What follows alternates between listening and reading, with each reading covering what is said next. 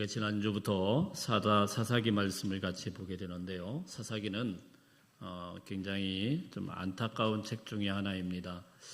출애굽의 기적을 경험을 하고 40년 광야 생활에서도 하나님의 인도하심으로 기적처럼 살아남았던 기적과 같은 민족, 여리고성이 무너지는 기적을 보았던 그 민족이 불과 몇 세대가 지나지 않아서 우상 숭배와 음란과 폭력 가운데 완전히 무너져 내려가는 모습을 사사기에서 보여주고 있습니다.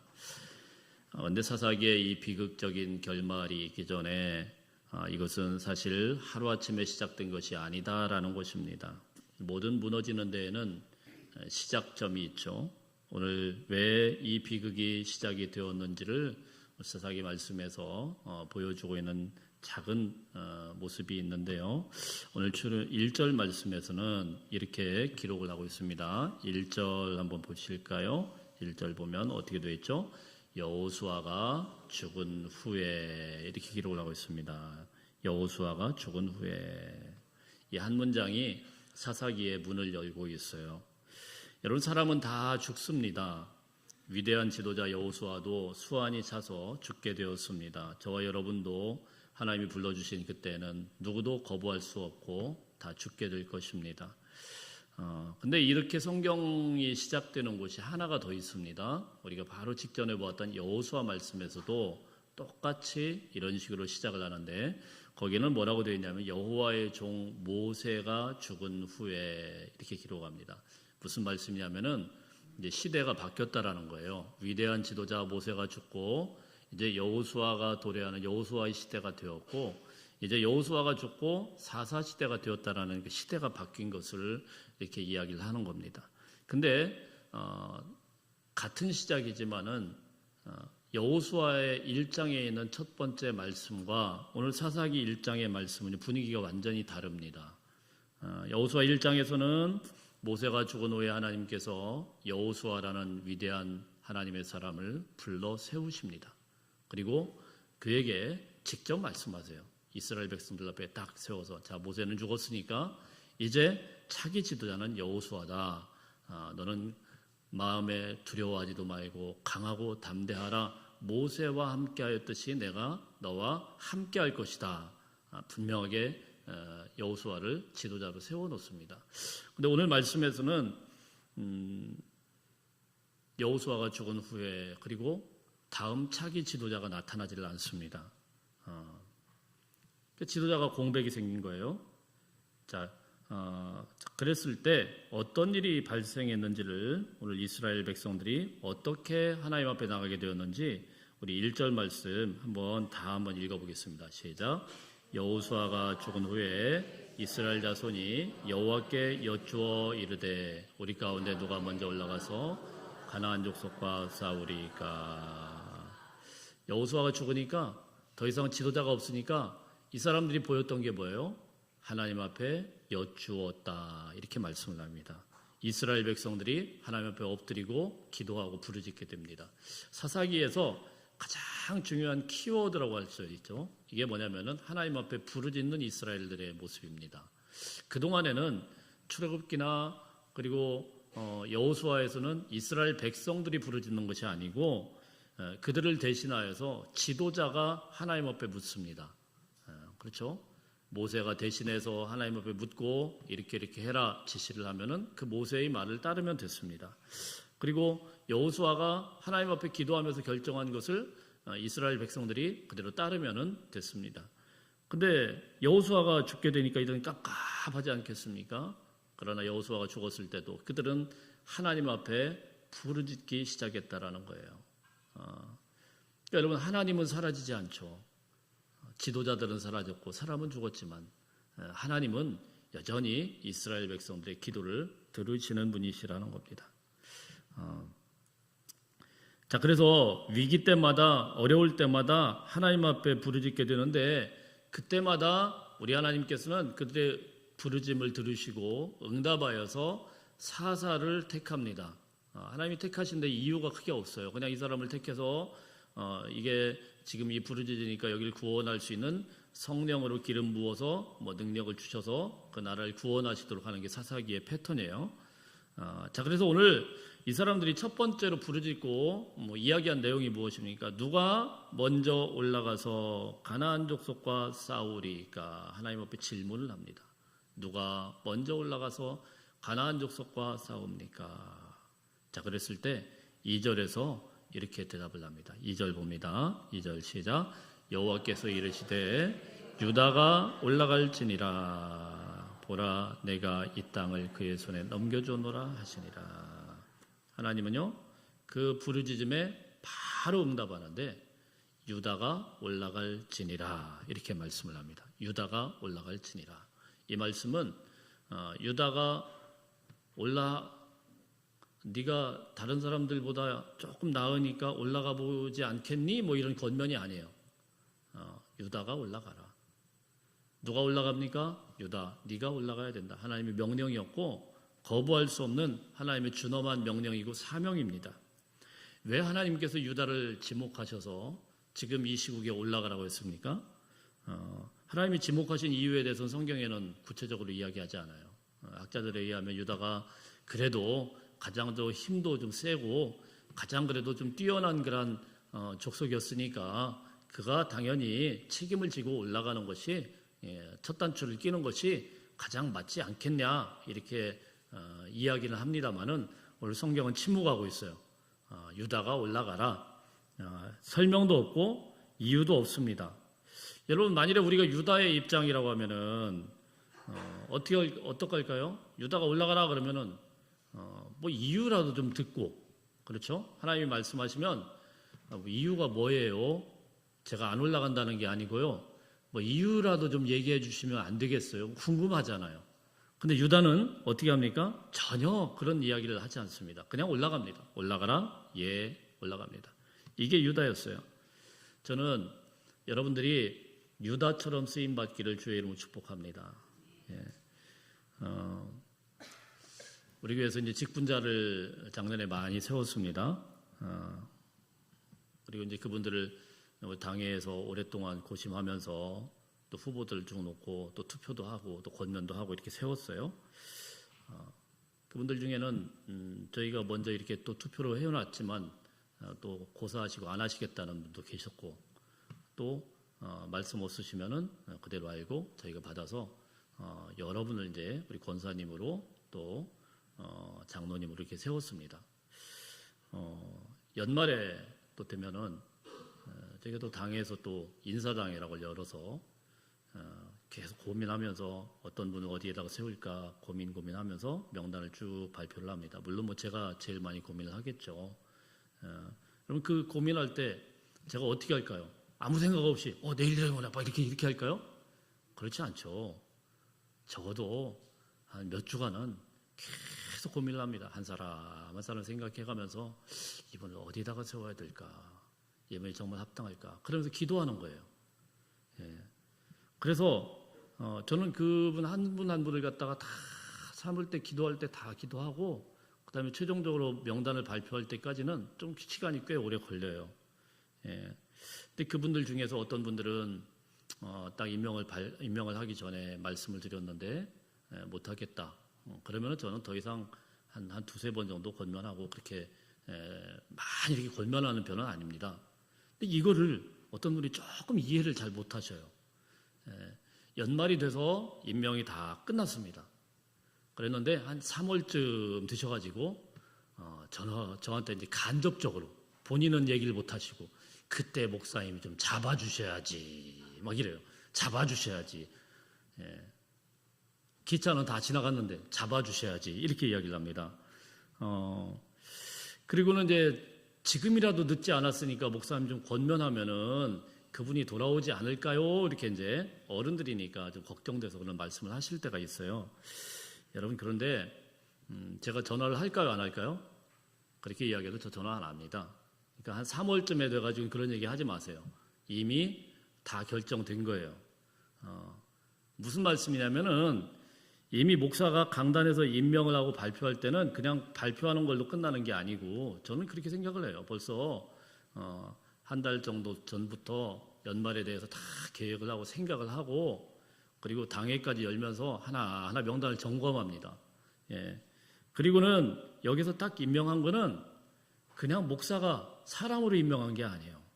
우리 하나님께서 저에게 부여한 이 주문진 제일교회 위임 목사로서 그 모든 책임을 가지고 그 권위로 임명을 한 거예요.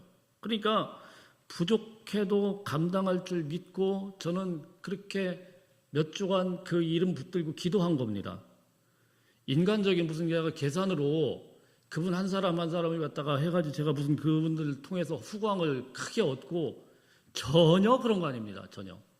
어떤 분들은 가끔 그런 분들이 계세요. 목사님, 작년에 권사님을 그렇게 많이 세웠는데 참 힘이 되겠어요. 예, 힘 되죠. 근데 다 힘이 되나요? 솔직히 말씀드려서 힘이 안 되시는 분도 있을까요? 없을까요? 비밀입니다. 다 힘들지는 않아요.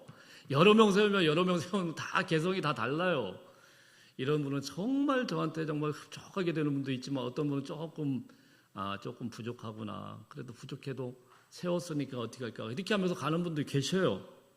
그러나 여러분, 잘했든 잘못했든 당회에서 결정하고 당회 이름으로 또 목사가 당회장으로서 여기서 딱 선포를 하면 그리고 노회에서 노회의 권위로 그분들에게 임명을 하면 그분들은 그냥 충성하면 되는 거예요. 어떤 분들은 하나님의 일은 달란트라는 이야기를 자꾸 거기다 집어넣습니다. 달란트는요, 그런 게 달란트가 아닙니다. 하나님의 일은 달란트로 하는 거 아니에요. 충성으로 하는 거예요. 자기가 좀 부족해도 유다가 올라가라 그러니까 군말 없이 올라간 거예요. 이유도 없어요. 아무리 밝혀보려도 왜 올라가야 되는지 잘 몰라요. 그냥 올라가라고 하니까 올라간 거예요. 어떤 분들은 자꾸 달란트 이야기를 해요. 네. 저희 교회는 좀 아무래도 좀 잔디밭이 넓다 보니까 주중에 누가 관리 못하면 제가 가서 풀도 뽑고 막 이렇게 해요. 자꾸 그 이야기를 하는데 여러분들이 그렇다고 맨날 풀 뽑으라는 건 아니에요. 그래도 요즘에 권사님들이 풀도 뽑고 이렇게 하신다 감사하긴 한데 저한테 걱정이 돼서 막 이야기를 하시더라고요. 근데 어떤 분이 그런 이야기를 해요. 목사님은 참 정원관리에 달란트가 있대요. 정원관리에 달란트가 어디 있어요? 풀 뽑는 건데. 그냥 눈에 보이는 대로 뽑는 거예요. 그게 달란트 아닙니다, 여러분. 그냥 보이는 대로 뽑고 관리하고 관심 갖는 거죠. 예. 여러분, 교회 일은 어떤 한 사람의 달란트와 그런 재능으로 하는 게 아닙니다. 물론 그런 분들이 하면 더 효과적으로 할 수 있을 것 같지만 우리 하나님의 말씀에 유다처럼 순종하게 되면은요, 하나님께서 무슨 말씀을 하냐면 2절 끝에 보라 내가 이 땅을 그의 손에 넘겨 주었노라. 이미 하나님은요 과거형으로 말씀하세요.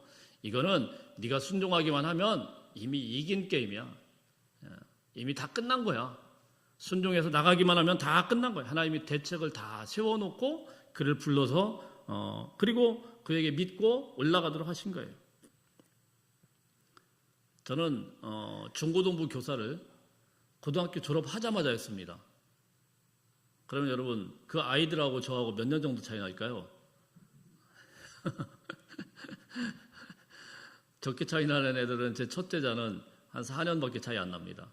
4살 어린 애들이 제 제자라고 붙어가지고 물론 반강제로 임명을 받았죠. 저희 아버님이 목사님이시니까 반강제로 교사로 임명을 딱 했는데 뭐 어떻게 합니까? 뭐 아버님이 임명을 하시는데 그냥 예 알겠습니다. 물론 뭐 해야 이거 왜 그런지도 모르고 그냥 교사로 임명됐어요. 근데 또 제가 또 그때 대학을 한번 떨어져가지고 재수생인데 재수생이 교사라고 하니까 또 교사라고 서가지고 지금 한 중학교 1학년, 2학년 이런 아이들을 갖다 가르치는데 엊그제까지만 해도 오빠 하고 다니던 아이들 뭐 가르치니까 얼마나 웃기겠어요. 근데 제 입장에서 어떻겠습니까? 얼마나 부담이 됐는지요. 공과를 가르쳐야 되는데 이게 큰일 아닙니까? 공과를 가르쳐야 되는데 뭐 고등학교 갓 졸업한 애가 뭘 성경을 알겠어요. 예. 일주일 내내 그거 가지고 씨름을 합니다. 큰일 났다. 이거 애들 뭐 눈이 이렇게 똘방똘방한 그 아이들 눈이 딱 생각이 나면서 쟤들 어떻게 가르치지? 꼴에 또 선생님이라고 그 앞에 서서 뭐 얘기는 해야 되는데 그러니까 얼마나 그걸 가지고 씨름을 내는지 몰라요. 재수생이 공부를 가지고 벌벌 떨어야 되는데 주말만 되면은 이 공과 때문에 스트레스를 받아가지고 밤잠을 설치하면서 공과 준비를 했어요. 예, 지금 생각해 보면은 그 서툰 그 공과의 내용, 성경을 가르치는 그 내용을 그 아이들이 들어준 것만 해도 진짜 기적 같은 거예요. 제가 뭘 가르쳤는지도 지금 기억도 안 납니다. 굉장히 서툴렀을 거 아니에요. 뭘 제가 알겠어요. 근데 참 놀라운 거는요, 그때 만난 그 첫째자들이 한 10여 명 가까이 되는 아이들이 한 명도 탈선하지 않았어요. 예.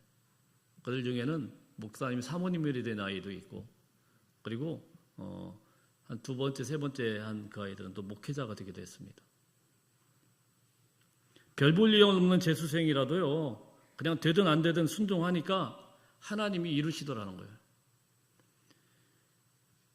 근데 이렇게 벌벌벌벌 떨면서 그때 성경 공부를 막 그렇게 벌벌벌 떨면서 하면서 저에게 습관이 하나 생겼습니다.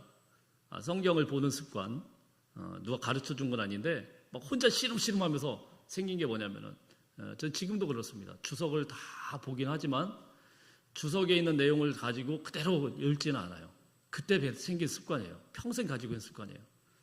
머리를 쥐어짜면서도 이게 뭘까 설명을 하려고 하는 거예요. 이 어린애들한테 어떻게 설명을 해야 될까? 막 이런 거. 우리 성도님들 눈을 하나 딱 올리면서 이걸 어떻게 그렇게 이제 묵상을 해온 겁니다.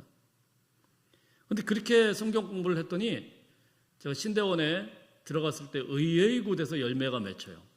신대원에 들어가면은 목사님들이 성경 시험을 봐요. 1학년 때. 목사님들도 성경 시험을 봐야 돼요. 목사님이 아닌 전도사님이죠. 1학년 때 성경고사를 봐야 되는데 들어가서 성경고사를 몇 달간 준비를 해야 될 거 아니에요. 그거 패스 못하면 졸업 못하니까. 근데 이제 그때 1학년 때 제가 너무 바빠서 사역도 바쁘고 뭐 또 공부도 하는 것도 좀 벅차고 그래서 성경고사 준비를 전혀 안 했습니다. 그래서 이거 안 하면 2학년 때 다시 봐야 돼요. 다른 분들은 이제 다 거기에다가 신청을 했는데 저는 준비도 안 했는데 무슨 성경인데 좀 준비를 하고 시험을 봐야지. 그래서 신청을 안 하고 있었는데 이제 저기 서울에 지금 목회하는 그 형님이 같이 공부한 형님이 이렇게 야 임전도사 성경고사 신청했니? 그래 아니요. 왜 안 했냐? 양심상 그래도 좀 공부하고 해야지.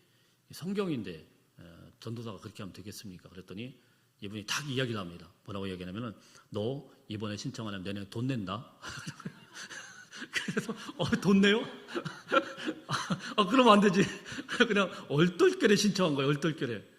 얼떨결에 신청해서 공부도 하나도 안 하고 가서 시험을 봤는데 붙었을까요? 떨어졌을까요? 붙었으니까 얘기하죠. 의외의 곳에서 열매를 맺더라고요. 제가 지금까지 제 자랑하는 건데 자랑 맞아요. 성경 때문에 막 머리 아프고 성경 공부하는 것 때문에 막 힘들고 이렇게 공부해본 적이 강도사고 씨도 마찬가지고 성경 때문에 그렇게 힘들어하지는 않았어요. 왜요? 저는 그렇게 생각합니다. 그 어릴 때 뭣도 모를 때 그냥 교사하라고 하니까 그때부터 그냥 막 씨름하고 했던 것들이 그냥 차고 쌓이니까 그것이 불평 없이 하게 되니까 하나님께서 또 의외의 곳에서 열매를 맺게 하더라고요. 우리 3절 한번 읽어보겠습니다.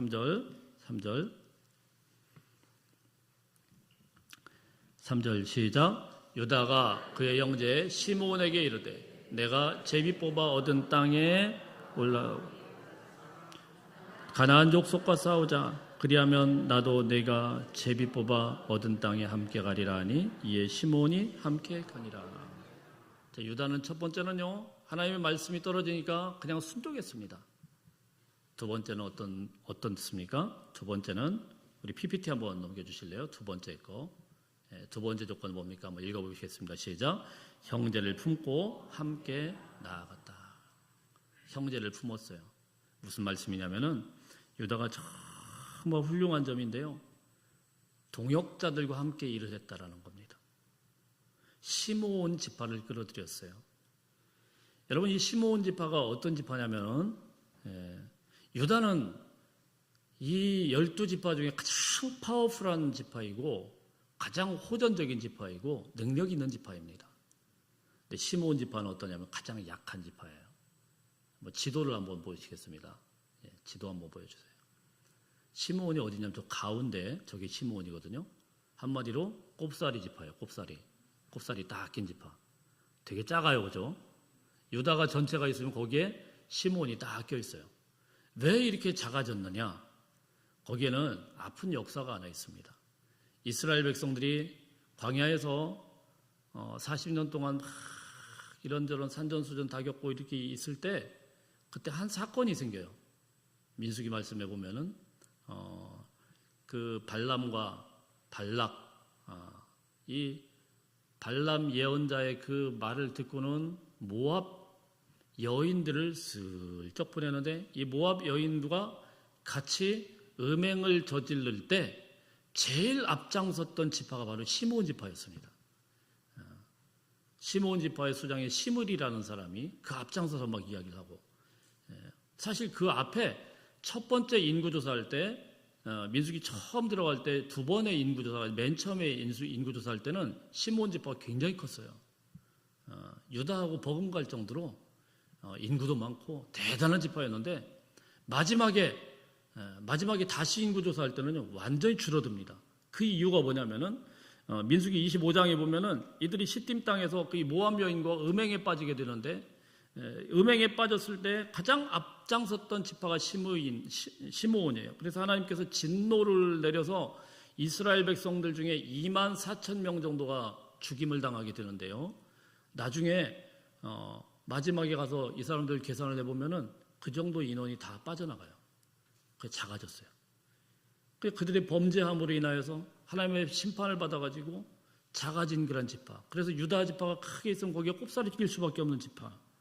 이 시므온을 유다가 품은 거예요. 시므온 데려가도 될까요? 안 데려가도 될까요? 사실 안 데려가도 돼요. 굳이 그거 뭐 말 많은 지파, 그거 뭐 누가 신경도 안 쓰는 지파 데려갈 필요가 없습니다. 그러나 하나님께서 올라가라 했을 때 이 영예로운 싸움에 시므온을 같이 끌고 들어간 겁니다. 이게 유다였어요. 우리 16절 말씀을 한번 볼까요? 16절 말씀.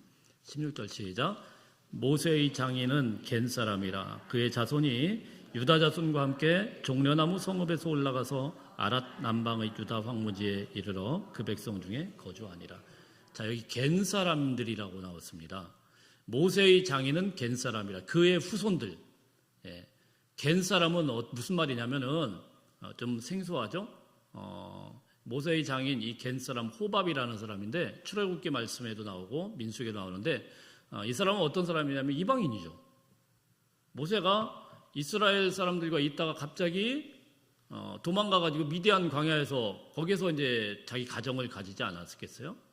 십보라도 이방인이고 그 장인도 이방인이고 이 사람이 어느 날 이스라엘에 오죠.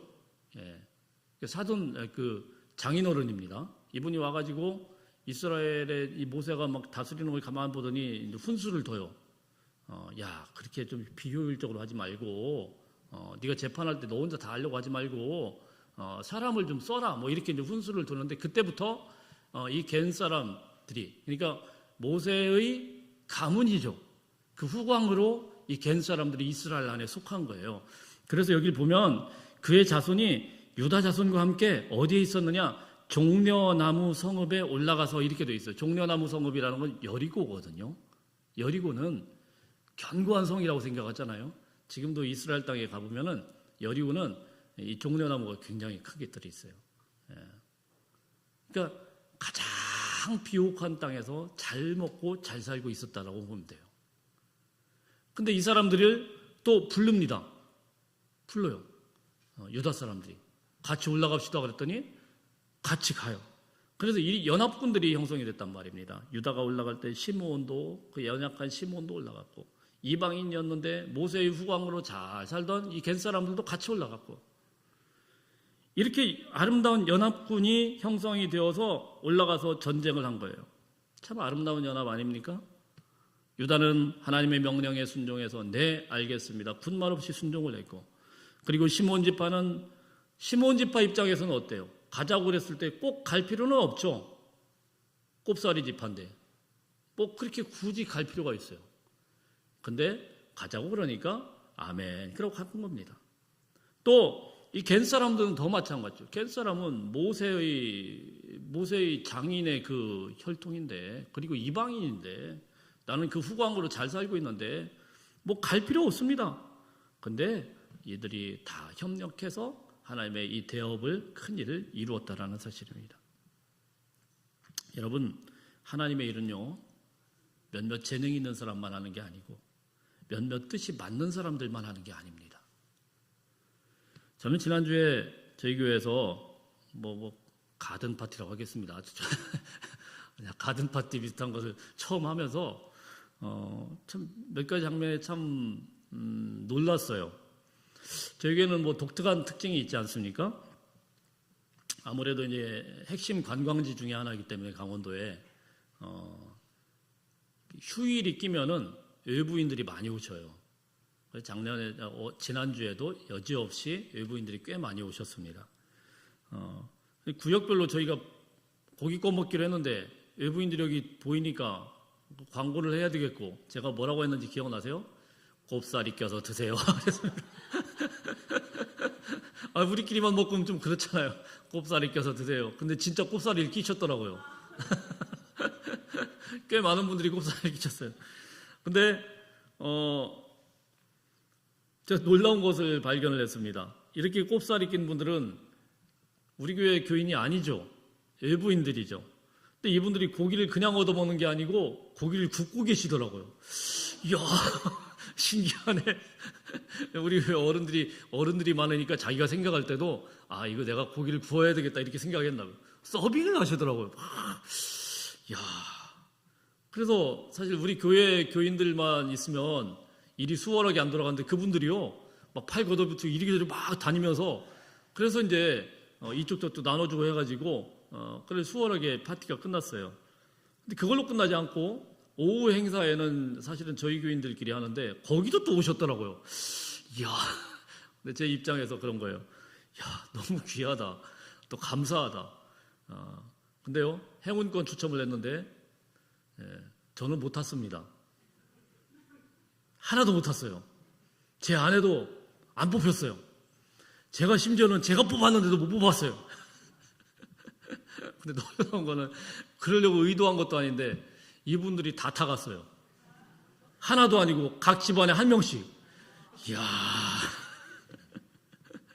정말 다행이다 싶기도 하고요. 참 아름답지 않습니까? 여러분, 교회 일이라는 것이 무슨 어떤 정해진 한 사람만 하는 겁니까?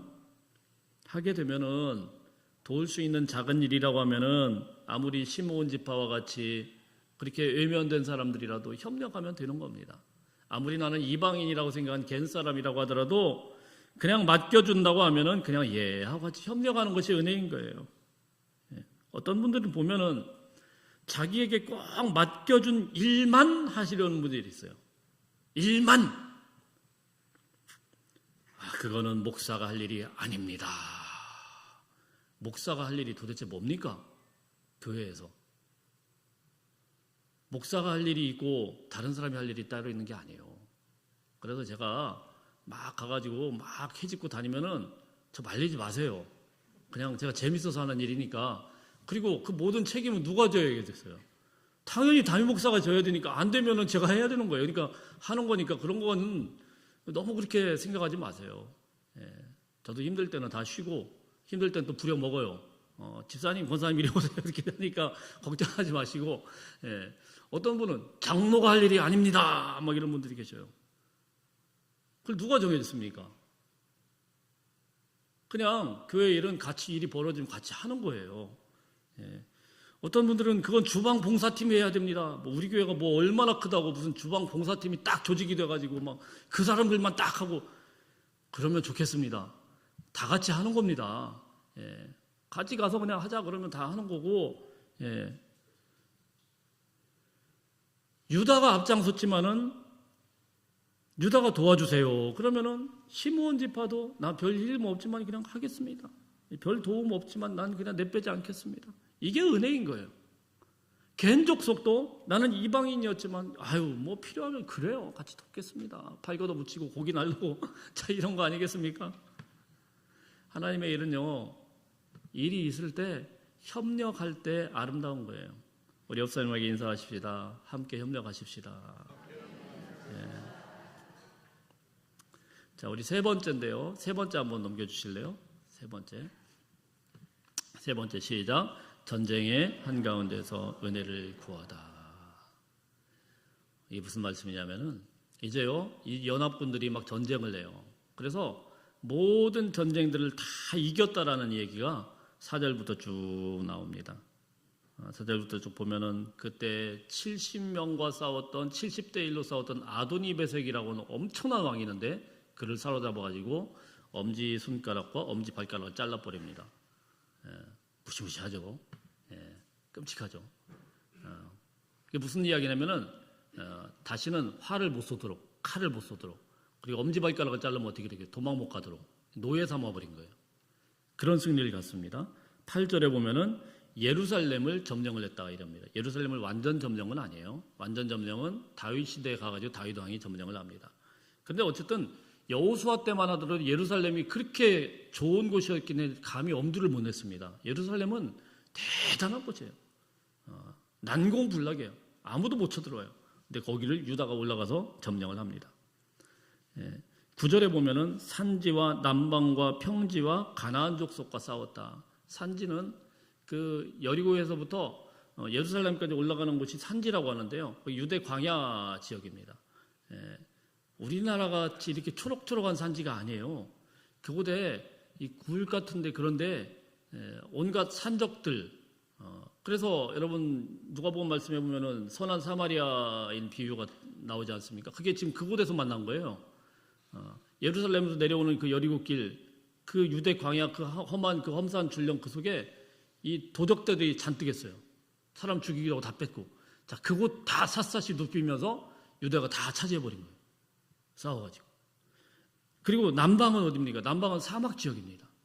거기도 가서 싸웠어요. 평지에 있는 가나안 족속과 또 싸워서 이겼어요. 싸우는 족족 다 승리입니다. 모든 것들을 다 이겼다라는 거예요. 게다가 또 10절 말씀에 보면은 헤브론, 그 유명한 헤브론을 점령하게 됩니다. 헤브론은 거인들이 장악하고 있었던 이스라엘 백성들에게는 굉장히 좋지 않은 그런 기억이 있어요. 그렇죠?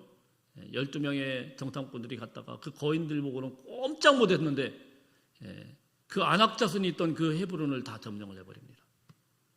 모든 전쟁을 다 이겼다 이런 말씀이에요. 자, 이렇게 하고 오늘 말씀이 딱 스탑되면 승리하셨구나 이렇게 하고 끝날 것 같은데 여기서 되게 뜬금없는 기사를 하나 이야기를 합니다. 12절 한번 볼까요? 12절 시작. 갈렙이 말하기를 기럇세벨을 쳐서 그것을 점령하는 자에게는 내 딸 악사를 아내로 주리라 했더니. 갈렙이 누군지 아시죠? 여호수아와 갈렙. 이 갈렙은 이제 여호수아가 죽고 나서 이제 제일 어른이죠. 이게 유다 지파에 속해 있었습니다. 유다 지파 이 어른이 이제 여호수아도 죽었고 자기도 이제 죽을 날이 얼마 안 남았겠죠. 그랬을 때 자기의 힘으로는 못해. 그러니까 어떤 일을 하냐면 자기 딸을 딱 내건 겁니다. 야, 내 딸 악사가 있는데 이 아름다운 딸 누가 차지할래? 죄송합니다. 이런 말은 그런 상황이에요. 이걸 내걸었어요. 그리고 전쟁을 용맹하게 해서 기럇세벨을 찾아오는 사람에게 내 아내를 줄 것이다. 딸을 걸고 전쟁이 일어났고 거기에서 막 치고 올라가서 결국은 승리하고 온 사람이 온니엘이라는 사람입니다. 이 사람은 사실 갈렙에게는 조카뻘이 되는 사람이었어요. 이 둘이 이제 결혼을 하게 됩니다. 이 이야기가 나와요.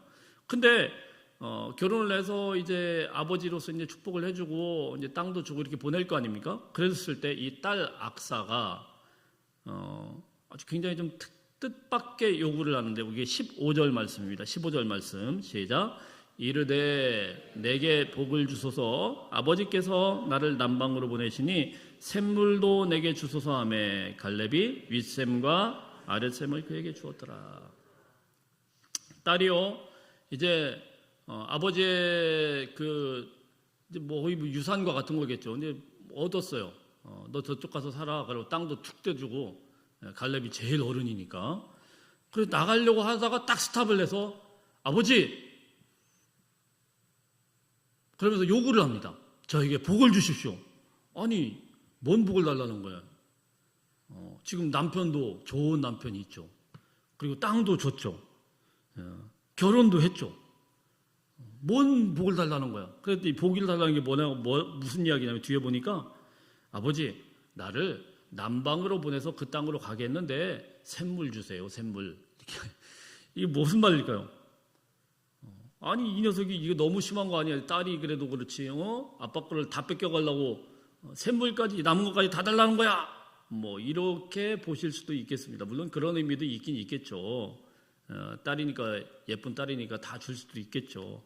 그러나 사실은요 복을 주소서 그리고 샘물 여기는 아주 중요한 영적인 의미가 있습니다.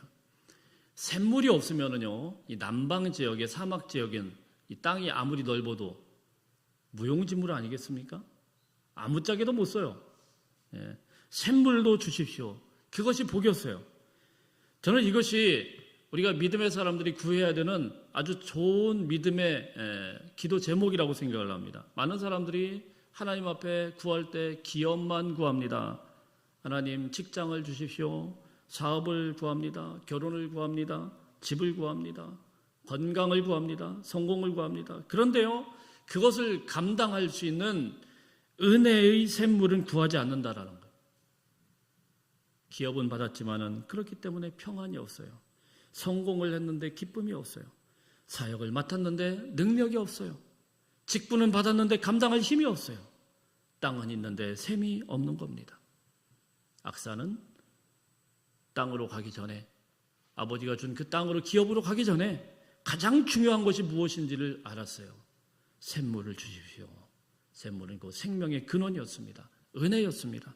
그래서 악사는 사실상 이렇게 구한 거예요. 아버지 그 땅만 원하지 않습니다. 그 기업만 원하지 않아요. 성공만 원하지 않아요. 그 땅을 살릴 물도 원합니다. 그 기업을 누릴 은혜도 원합니다. 여러분 우리도 마찬가지입니다. 하나님께서 직분을 맡기셨어요. 그런데 직분보다 더 중요한 것은 하나님의 은혜의 샘물이 부어져야 되는 거예요. 하나님께서 사역을 맡기셨습니다. 그런데 사역보다 더 필요한 것은 무엇입니까? 성령의 폭포수와 같은 은혜가 우리 가운데 임해야 되는 거예요. 하나님께서 가정을 주셨습니다. 그 가정보다 더 필요한 것이 무엇입니까? 그 가정 가운데 하나님의 임재가 임해야 되는 거예요. 저는 목회하면서 가끔 이런 분들을 만납니다. 땅은 받았는데 샘이 없어요. 사업은 성공했는데 마음이 메말라 있어요. 집은 넓은데 가정이 너무나도 차디차 있어요. 직분은 높은데 기도하지도 않고 권리만 가지고 누리는 사람이 있어요. 사람들의 박수는 많은데 하나님과의 교제가 끊어졌습니다. 땅은 있는데 물이 없는 겁니다. 악사는 무엇을 구합니까? 샘물을 주십시오. 놀라운 것은 갈렙의 반응이에요. 어떻게 보면 괘씸할 수도 있는데 샘물을 구하니까 어떻게 해요? 윗샘과 아랫샘을 모두 주었다. 이 말은 뭐냐면은 악사가 그 말을 굉장히 기쁘게 여긴 거예요. 이 괘씸한 녀석 이렇게 생각하지 않았어요. 이게 아빠 거 다 뺏어간다 이렇게 하지 않았어요. 다 줬어요. 여러분 하나님 어떤 분입니까? 하나님 우리에게 주실 때 후히 주시고 누르고 흔들어 넘치도록 채워주시는 분이 하나님이세요. 야고보서 말씀은 그렇게 말씀하시죠. 후히 주시고 꾸짖지 아니하시는 하나님이시다. 이런 은혜가 여러분 가운데 넘치시기를 주의 이름으로 축복합니다. 악사에게 윗샘과 아랫샘을 주셨듯이 우리에게도 하나님의 은혜의 샘물을 넘치도록 공급하시는 분이 바로 하나님이신 걸 믿으시길 바랍니다. 사실 이 샘물은요 장차 예수 그리스도를 예표하는 거예요. 예수님께서 뭐라고 말씀하니까 요한복음 4장에서 내가 주는 물을 마시는 자는 영원히 목마르지 아니하리라. 세상의 기업은 마릅니다. 직장도 마릅니다. 돈도 마릅니다. 건강도 마릅니다. 사람도 마릅니다. 그러나 그리스도 안에 있는 생명의 샘은 마르질 않습니다. 그래서 하나님의 사람은 늘 이렇게 기도해야 돼요. 하나님 땅을 주십시오. 그러나 그 땅보다 샘을 주십시오. 하나님 사역을 주십시오. 그러나 그 사역보다 하나님의 은혜를 주십시오. 하나님 기업을 주십시오. 그러나 기업보다도 주님 자신을 저에게 보여주십시오. 왜냐하면 하나님의 백성에게 최고의 복은 기업이 아니라 하나님 자신이기 때문입니다. 그러므로 사랑하는 성도 여러분, 오늘날 우리가 이 혼탁한 사사시대와 같은 시대를 살고 있는 이 세상 속에서 유다와 같이 순종할 수 있기를 축복합니다. 또 유다와 같이 연약한 형제들을 품을 수 있는 따뜻한 사람들 되시기를 축복합니다. 또 악사와 같이 은혜의 샘물을 구하는 하나님의 백성들 다 되시기를 주의 이름으로 축복합니다. 하나님께서 오늘도 그런 사람들 통하여서 하나님의 일을 이루실 줄로 믿습니다. 우리 같이 기도하겠습니다. 아버지 하나님, 우리가 유다처럼 부르심 앞에 순종하게 하여 주시고 시므온과 겐사람을 품었던 것처럼 우리 연약한 형제들과 함께 걸어갈 수 있는 은혜가 있게 하여 주시고 악사와 같이 기업보다 은혜의 샘을 먼저 구하게 하시고 맡겨주신 사명 속에서 날마다 주님의 공급하심을 경험하게 하여 주옵소서. 우리보다 먼저 싸우시고 생명의 샘이 되어주신 주 예수 그리스도의 이름으로 기도하옵나이다.